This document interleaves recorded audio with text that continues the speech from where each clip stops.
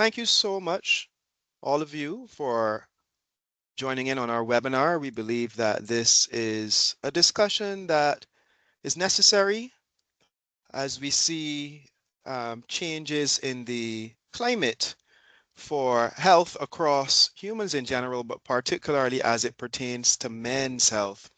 So we think that this is certainly an important discussion For and sure. very fitting given, this month being the month of November, Men's Health Month. People call it Movember. So we're really happy to have you join us as we unpack some gems from Mr. David Wolffe as it relates to nutrition. So this webinar is entitled A Man's Guide to Efficient Eating. I'll give you a brief introduction to Mr. David Wolffe so you have a good understanding that you are in great hands. So Mr. David Wolffe is a passionate personal trainer, gym owner, and former national team athlete with over 15 years of experience inspiring individuals and teams to reach their full potential. As the driving force behind Fit for Life Gym and Spin for Life, Dave has trained national hockey, volleyball, and rugby teams, as well as countless corporate groups and individuals across Bermuda. A former bodybuilder and owner of Stay Ready Meals, Dave combines his expertise in fitness, nutrition, and mindset to help others build stronger, healthier lives. He's also the voice behind the weekly motivational and health tips on Bermuda Radio, encouraging the community to stay active, focused, and fit for life. Through his lunch and learn sessions and health seminars, Dave continues to empower Bermuda to take charge of their wellness, one workout, one meal, and one mindset shift at a time. I hand over now to Mr. Dave Wolffe for today's presentation, A Man's Guide to Efficient Eating. Well, thank you very much for that introduction. I certainly appreciate this amazing opportunity to present. I want to thank the CGZS Wellness Team in Bermuda and obviously in the Caribbean for the invitation. Whenever I get an opportunity to speak or to share, I do not take it lightly. So I hope and I pray that the message that comes across is, first of all, authentic. It is helpful, and it's something you can use in your real practical life. So thank you for the opportunity. And I hope also that could be of a discussion. One of the things I've learned in the many years of training is that as much as I have learned, as much as I have tried to teach people, I've actually learned from them. So I hope that this is a discussion that we can learn from each other and hopefully grow and become more effective, more stronger, more healthier men. All right, so I appreciate that. We're going to go right into the presentation. Just allow me an opportunity just to share my screen, and we will jump right in. Feel like a man. What a sentence. Feel like a man. When I think about that, I think about all of the stresses that are on men. Like we have a very important role in the community in regards to our household. We are the provider, we are the protector, we are the financial means in some cases. And I think about a man and the importance of fueling like a man. Not saying it's not important for women, they have their own unique challenges and stresses. But for the context of the conversation today, why is it important to fuel like a man? We're going to go right into the next slide, and the title is Why Nutrition Matters for Men. Again, obviously, nutrition matters for every human being, but we're talking about men. And going back to the earlier example of all of the pressure and the stresses that are on men, why is it important for men? Why does it matter what men put in their bodies? The statement is food is fuel. The right fuel determines how efficiently your engine runs. So I think about an engine and I use the example of a car. Think about an expensive car. In Bermuda, we have small roads. So we have things like BMWs, we have Mercedes. I'm sure throughout the Caribbean, you have other luxury vehicles, high price, Bentleys, maybe a Rolls Royce, Ferrari, etc. All of these expensive cars, these high-priced engines, they need efficient fuel so they can run effectively. And what we're basically saying for the car to get the adequate mileage, it needs the right fuel. For you to get the best out of your engine, you need the right fuel. But the same for us as men. For us to get the benefit out of our body and to get the longevity out of our bodies, we need the right fuel. Think of, again, the example of you only get so many miles to the gallon, you only get so many miles on your heart, you only get so many miles on your kidneys, you only get so much miles on your lungs. So it's important to us. Why it matters is we want to get as many miles, more efficient miles. We want to get this body running at its best. That's why it matters for us.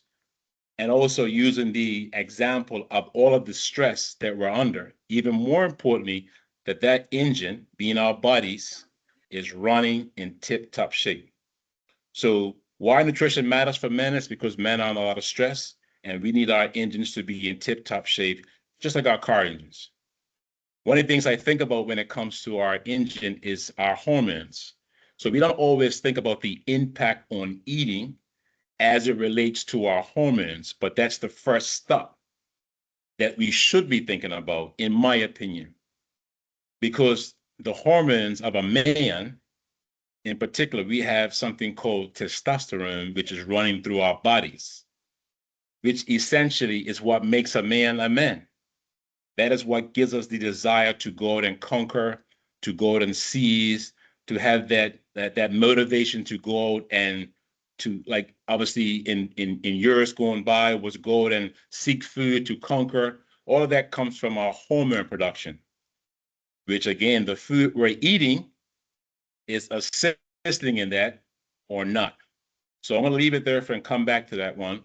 But that's important to me to look at the impact of nutrition on our hormones, either good or bad. The other thing I look about is muscle growth. I'm 54 years old. I'm acutely aware of getting older and what happens to men who get older, according to statistics. They say that we're losing muscle mass 3 to 5% every decade if we're not doing something to counteract that. So the food we're eating is directly affecting our ability to maintain muscle mass as we get older. So it's important for us to work on our hormones as well as our muscle growth. The other point, and why it's so important about what we put in our mouths, is metabolism, which simply means, again, our body's operating system, how well it functions, how well it's able to take the food that we're eating and to place it adequately in terms of what's nutritional value, what becomes weights, what's good for cell production, et cetera, et cetera. So how well your body is doing this, it's not just your body, it's also what you're putting in your body, meaning the makeup of your food content, which is assisting with this process. So we understand that nutrition matters because hormone production or disruption is important, our ability to grow or maintain or sustain muscle, and then obviously for our ability for our body to even do its job properly. Let's get into the next category, performance. So just like we use the example of a car getting miles to the gallon, I think about the body. For a man that starts early in the morning, wakes up at 6 in the morning, maybe has a commute, has long 9, 10, 12-hour days. The fuel we're putting in our body will give us the ability to perform throughout the day, to keep our energy high. In the same way, the food we're putting in our body, if it's not of good quality, we're going to find around 2 p.m., around 3 p.m., we're going to hit that wall, we're going to have a crash, and we're not going to have the energy to continue our day. So performance, I think about the ability to last, obviously energy in terms of how well you can perform your task. So you start in the morning, maybe very robust, very energetic, and then again, by the time we get to late afternoon, we're seeing some nerves dry.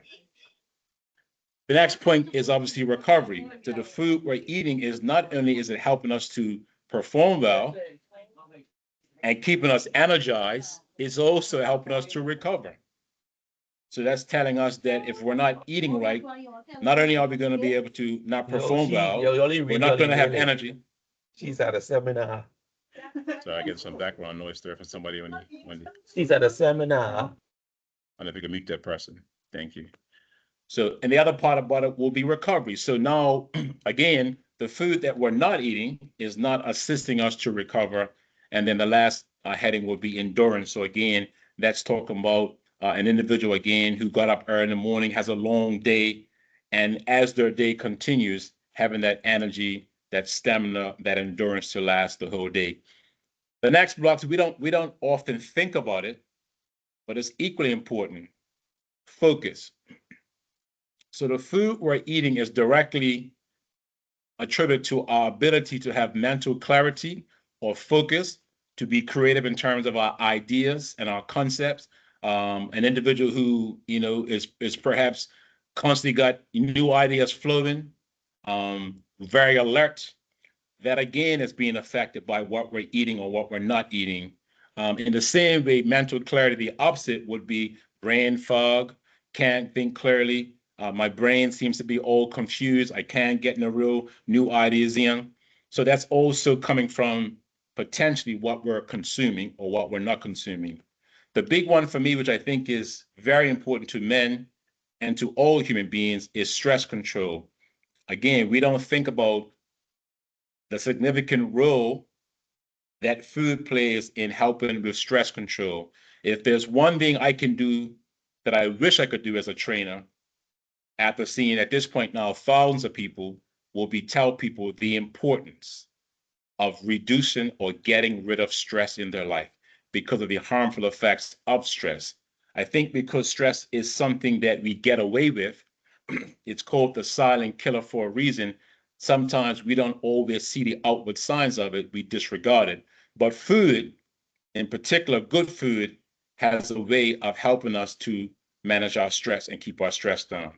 The last block, again, getting back to men, is essentially all of our vitality, all of our drive, all of our desire, our libido, our heart health is being affected by our food.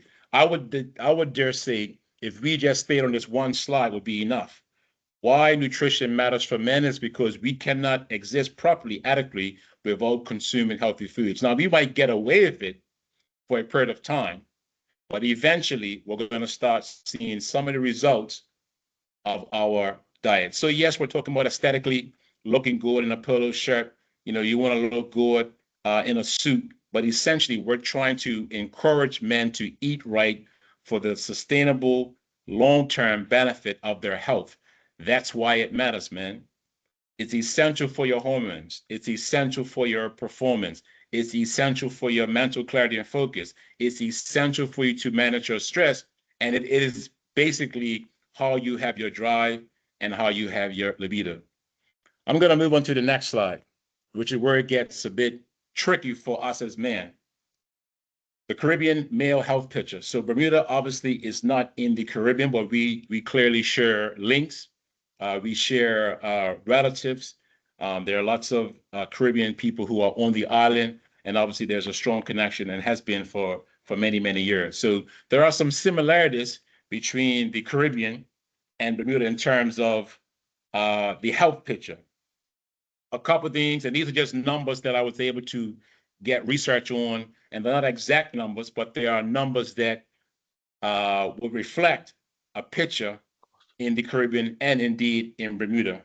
And one of those things is that clearly it says 1 in every 5 men in the Caribbean currently have high blood pressure. 1 in every 5 men currently have high blood pressure. Anywhere from 1 to 6 men in the Caribbean and Bermuda have diabetes. 1 in every 7 to 8 men struggle with obesity. So when I think about those numbers, I'm thinking about how can we inform our men, how can we inform our people the importance of getting these rates down? Because all of these things are going to limit the miles we get on our bodies. They're gonna limit the sustainable life we have. Things like cultural habits. So again, cultural habits, we're talking about things like heavy eating, heavy late night eating. So, we're consuming heavy meals late at night. So maybe someone's got a late shift. Maybe it's a secondary job or secondary business, and we're consuming heavy meals late at night. So things like rice, dumpling, macaroni pie, fried chicken, stew meats, all of these things are eaten late. The body has to then go into overtime to work and break these foods down. Very, very, very, very harmful to the body. And some of the impact of heavy eating would be things like poor digestion, obviously weight gain, acid reflux, and again, hormonal disruption. Cultural habits would be things like eating fried food as a staple. So again, there's nothing wrong with having the occasional indulgence, but the fried food would be a big staple in our diet, which means we're eating it multiple times a day and certainly multiple times a week. Things like fried plantain, fried fish, things in hot oil, excuse me, things like wings. And the impact of this on our bodies would be high cholesterol and inflammation. So now we're having all types of joint pain, muscle problems, and we're exposing ourselves to more hypertension and leading to possible more strokes. The mindset in the Caribbean and Bermuda is that as a man, we work hard, so we should eat hard. We should eat big, heavy meals. So large plates of food, plates that are stacked up. That's a cultural habit. That's what we think sometimes. We have to eat like a man. I want to grow, so I got to eat heavy. So large plates, the impact will be more sluggishness, more low energy, again, hypertension and low stamina, because the more heavy food you're eating, especially harmful food, is doing more harm to your body. Your body has to work a lot more difficult to process all of these foods. And we already said in the previous slide, some of that food we're eating is not actually being metabolized adequately because it's so hard to break down.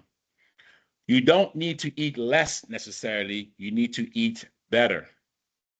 So it's not just you can eat, you just need to eat better. There's a big misconception that you have to be on a diet.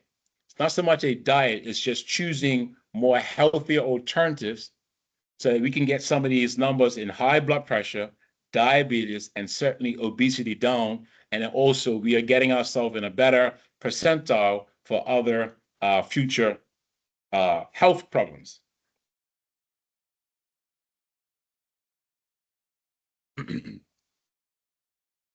The science of fueling like a man. So, all right, Dave. So you're saying a lot, Dave. Well, how do we do this? How do we do that? How do we eat like a man?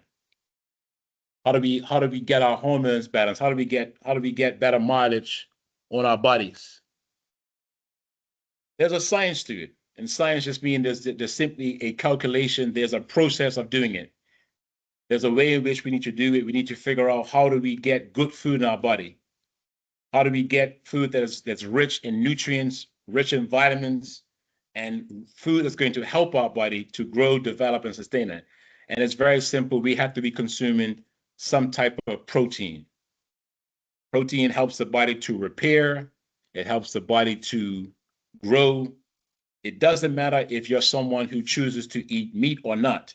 At the end of the day, we need to prioritize our protein intake, whether that's coming from lean meats, things like salmon, things like white fish, oily fish, lean chicken, beef, or indeed it could be beans, nuts, things like legumes, chickpea, quinoa, lentils.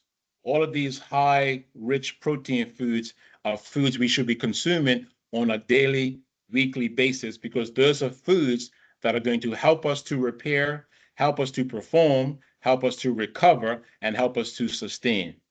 Things like complex carbs. So complex carbohydrates, things like sweet potato, couscous, quinoa, brown rice, carbs that are going to be more healthier and again going to give you that repair factor. Consuming very important healthy fats. What are healthy fats?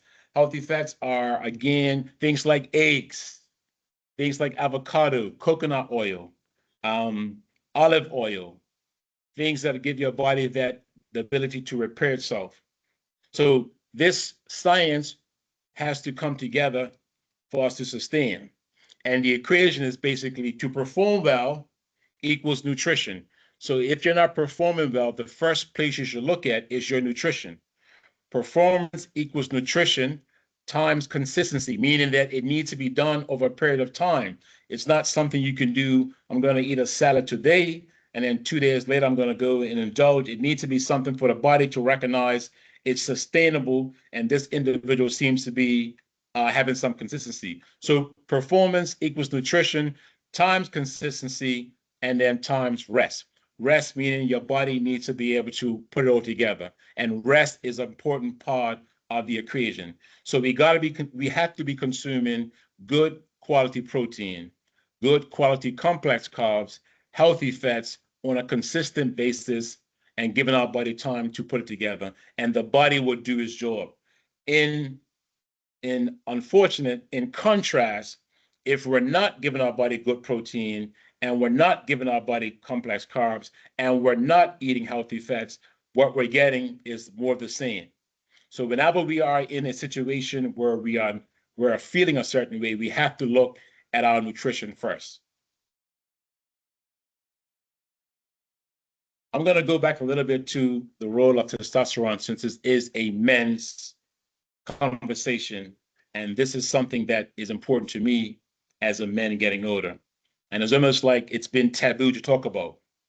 But it's very important because right now we are saturated with information about how to raise our testosterone, how to get our levels up.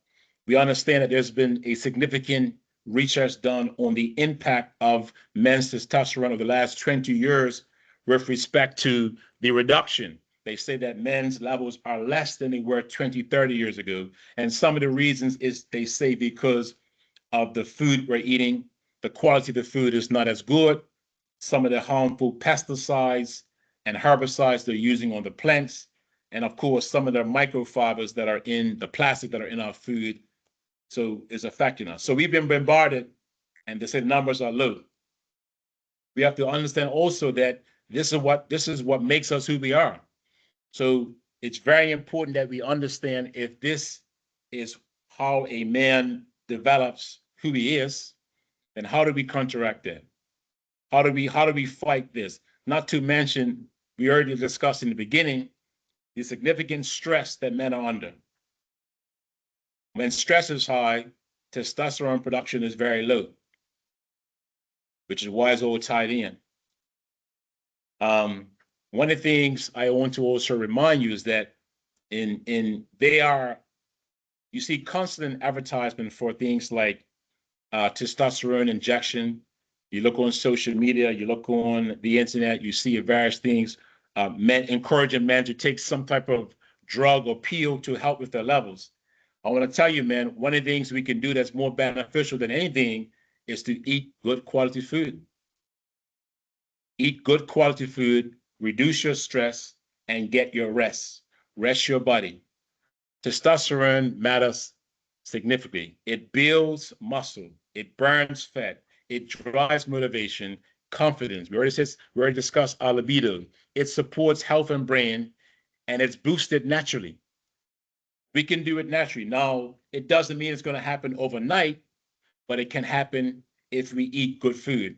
And these foods that are high in things like zinc and magnesium, healthy fats we talked about. So consuming these healthy foods, not only is it going to assist us in our health challenges, it's going to give us energy, it's going to give us sustained mileage. It's also helping us to be essentially what we are, men. Men to go and provide, men to go and conquer, men to go out and get work done. It's down to the role of our testosterone, and it's going to be produced by what we eat. We have to learn how to cut out the processed food, reduce the sugar and alcohol. These things are not helping with the production of who we are. Processed foods are only going to do more harm. High sugar food, high sugar drinks. Managed stretch, cortisol kills testosterone, meaning the higher stress you are, the more the body prioritizes your existence, and it also reduces your ability to produce or make testosterone. So we understand, back to the first slide, Why nutrition matters. It matters because for us to be who we were called to be, and for us to lead healthy lives and be men, essentially we have to do our part. It cannot happen any other way. It's impossible. Recovery, stamina, and vitality. That's what I think about in my daily life. That's what I teach my clients. That's what I teach people who ask me, and that's what I want to stress today. Recovery, stamina, and vitality. It can be done. It can be done in your 30s, in your 40s, in your 50s, in your 60s, and beyond. But it doesn't happen by accident. It happens when we plan, when we are intentional, and when we take consideration the food we are putting in our mouth, the effect it will have on our body, either positive effect or negative effect. There is no way around it, man. Recovery, stamina, and vitality. So again, we need to be eating food help us to grow. We need food that's going to help to fuel us. This last thing about sleep, I think people misunderstand or devalue the importance of sleep. If there was one thing in over 20 years of training and experience, if there's one thing I would encourage people to do and to fix to improve their health and well-being, it would be sleep.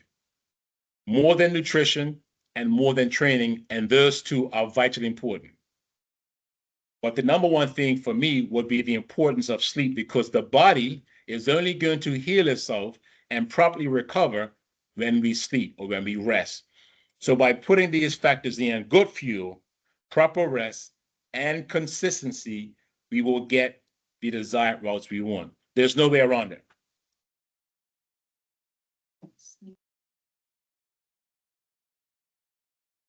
All right, Dave, you said a lot, but how do we do it? How do we do it? How do we get there? Um, you have to plan it. In my experience, it's not trying to do something. Trying to me is winging it. Trying to me is almost having an ability on clause. If it doesn't work out, I'll try again tomorrow. So for me is that you have to do it. There has to be a sound plan, has to be an intention behind it. There has to be a real plan of how you intend on eating well. You have a tool, this Mungie app, which is very good for helping with recipes. If you can't think of meals to eat, what exactly are lean meats? What is lean protein? How do I put together good, healthy, well-balanced meals? Meals with complex carbs, meals with good veggies. How do I get my healthy fats in? Where's my healthy fats coming from? You can use the tool, the Mungie app that's been provided to you, which is a very awesome resource in helping to just really showcase what would be a good meal. And then track your meals. So tracking your meals is a little bit laborsome in the beginning, but it also helps you to understand what you are eating. In my experience, people don't often see how many calories they're eating. They don't understand how much bad food they are consuming. So I would suggest you track your meals for a period of time, maybe 2 to 4 weeks of tracking exactly what you had for breakfast, lunch, and dinner, your snacks, and then using an app to figure out exactly what you were consuming and then work backwards from that. A plan, a real plan to eat healthy meals. Find good options. Have set aside a meal prep day. For me, that meal prep day is generally on the weekend. I try to prep on a Sunday. I try to prep on a Wednesday. But you have to find what works for you and find perhaps balanced Caribbean friendly options. Meals that you know you like, you know you're going to enjoy to help you be successful. And again, stay consistent even on the weekends. I do believe in having a bit of balance in terms of indulgence, but indulgence is not the whole weekend. Indulgence is not the whole vacation. We have to have an operating system that says we are eating healthy to help fuel our bodies, help our bodies to recover, to keep our bodies strong for the demand, and we're going to be consistent. Consistent means even on busy days, even on vacations, and then we have little, what I would call blip on the radar.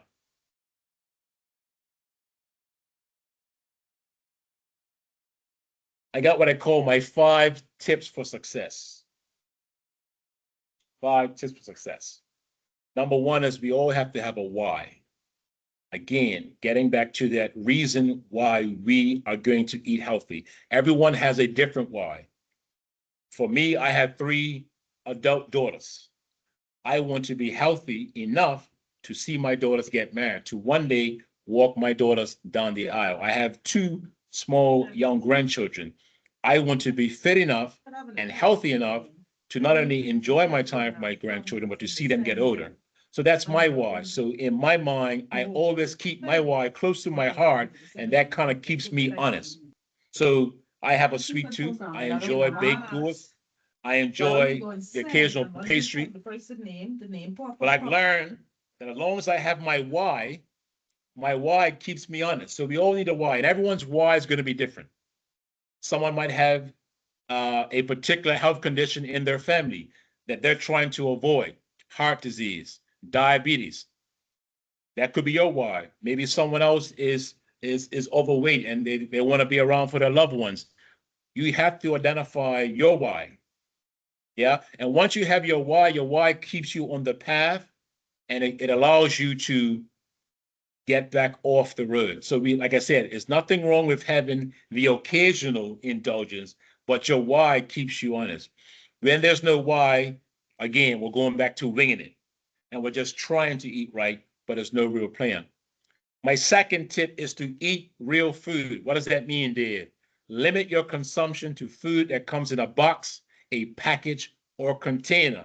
In my experience, generally speaking, the more that food has been packaged or processed, the more likely it has been altered, i.e., in particular, things like extra additive, preservatives, fake coloring, and fake ingredients.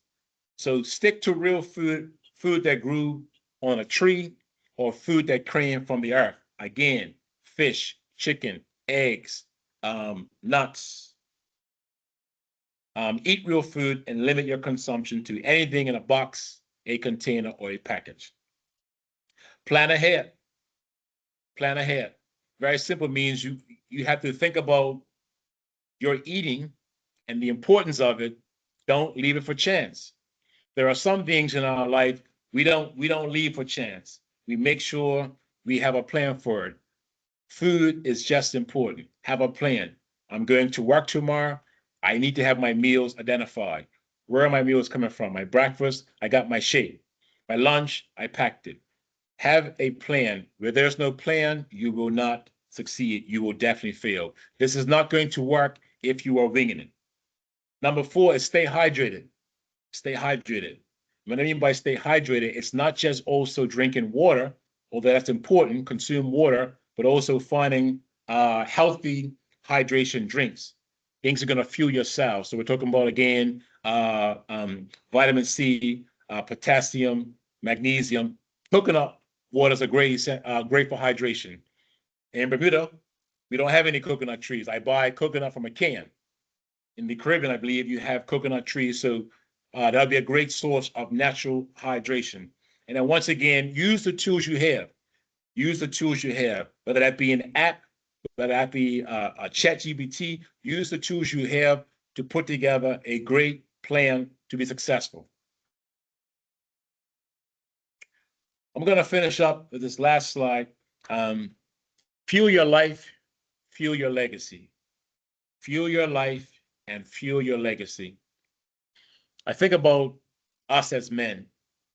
The sentence says, fuel your body the way you fuel your ambitions. And I think about that from the context of, like, we don't leave it to chance for things that we are very ambitious about.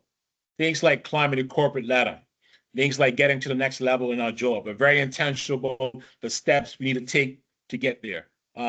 Whether that's saving for retirement, we're very particular about the investment we put aside every month to get to where we want to go in terms of our retirement. Or if we're, building a new business, we're very particular about when it comes to our ambitions. Well, in the same way, fuel your body in the same way you fuel your ambitions. Your body is your greatest asset. How you take care of it is going to determine how you will live. So if there's one thing I can say to you, was in the same way, us as men, how we desire and we're very ambitious, we're aspiring, we have our goals. then treat your body the same way. Fuel your body just like you fuel your ambitions. Strong men build strong families, strong communities, and strong nations. That's why it's important for us to make sure that we take care of ourselves, make sure that we eat effectively, and we fuel our bodies the right way. Gentlemen, I appreciate your time. I appreciate the opportunity to present. If there are any questions or comments,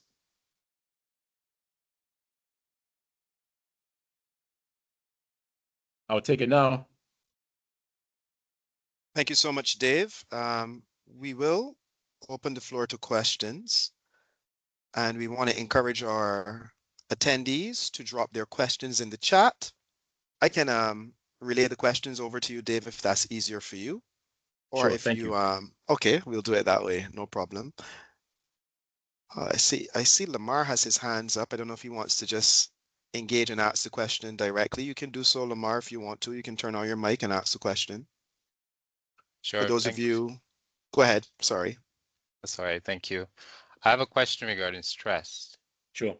So the connection between food and stress, what can we do in terms of those specific things we eat that helps to manage the stress?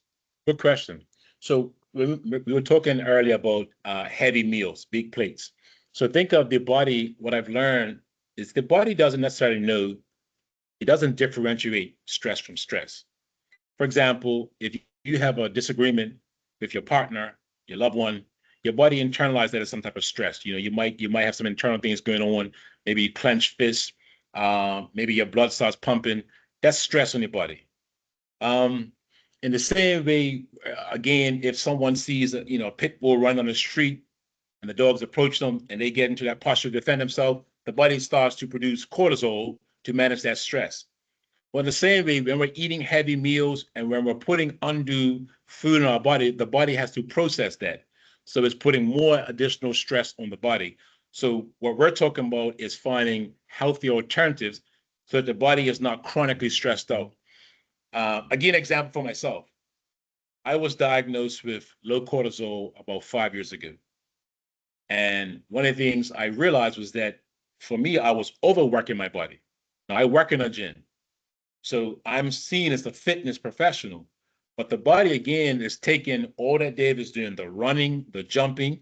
As an entrepreneur, constantly thinking, that's all stress on my body. So what I've learned to do is adopt more healthier lifestyle options to help my body to calm down. So where I would normally go for a hill sprint, I go for a beach walk. Where I normally go and run these sleds, I go and listen to a podcast. So all of us have to understand there's inherent stress on us every single day of our life. And even the food we're eating, the more heavy, greasy, saturated fat food is contributing to more stress in our bodies. So to your point is finding lean, healthy options, more fruits, more veggies, and trying to reduce that so your body can then start to work a little bit less, if that makes sense. Thanks, Dave. Thank you, Lamar. Thank you, Dave.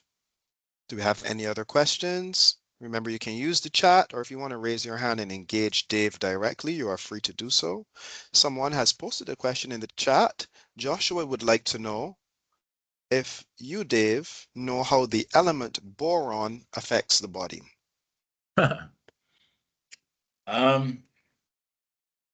Not specifically. I will say I've heard of boron. I've never used it myself. I've seen some of the research on it. Was it Joshua who asked that question? Yes. Yes, it was Joshua, yeah. So I'll say this, Joshua. In my opinion, having had high stress, having gone through symptoms of low energy, chronic joint pain, low libido, all of that. I've seen all of that. I've been there. So what I would say to you, nothing has had more impact on me personally than changing my diet. So again, so whether or not boron works, I don't think anything works on its own. There's no magic pill. What I've come to realize is that it all is comprehensive.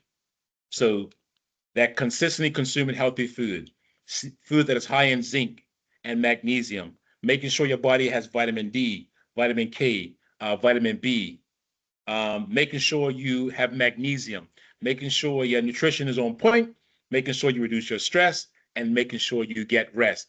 That is the recipe. Everything else, to me, is a side piece.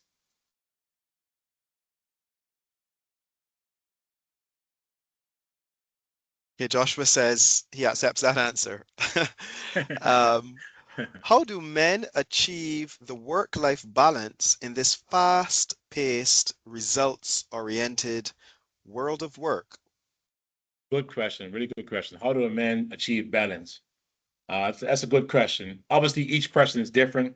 I can just say to you for myself, again, I manage a gym, a very vibrant gym. I had a meal prep business. I also had a spinning studio.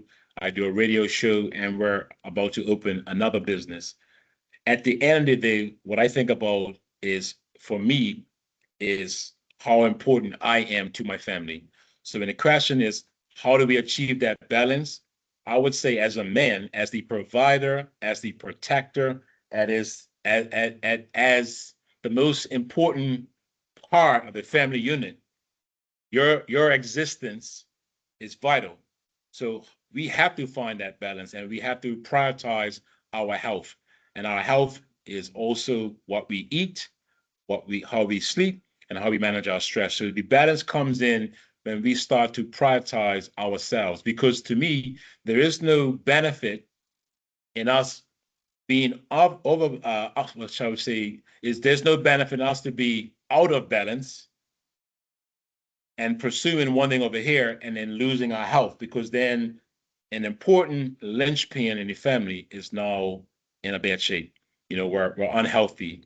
We have low energy. We have no drive. We have no motivation. So to me, it's vitally important that we realize and we prioritize how important we are to the family unit. And that's all I can say. Each man will be different, but you have to understand your value. Thank you, Dave. And another question here. Does exercise reduce the sugar levels in the body? So I'm Oh, that's thinking a this person really is asking about blood sugar. Oh, that's a really good question. Oh, that's a really good question. You know what? In my opinion, not a doctor, obviously, but again, I would say whoever asked that question, if it wasn't for exercise or even just movement, I think most of us, more than 90% of us, would be a diabetic. Exercise is the one saving grace that gets us away. I saw a stat that said in the human body, and I could be corrected, so please don't use it verbatim, that says the human body only needs about a teaspoon of sugar in its blood at any one time. That's all it needs. You can get a can of Coke soda, it might have 30 grams of sugar. But what's making that person not a diabetic or making their insulin manage is that they're probably moving. That's it. So either exercising or they're walking. I know lots of people who consume very, very sugary products. And what their saving grace is, they're just moving, they're exercising. So exercise goes a long way to balancing out those insulin levels for sure. Absolutely. Mind you, I don't recommend you eating heavy sugary products just so you can, that's not good either. So, but yes. All right.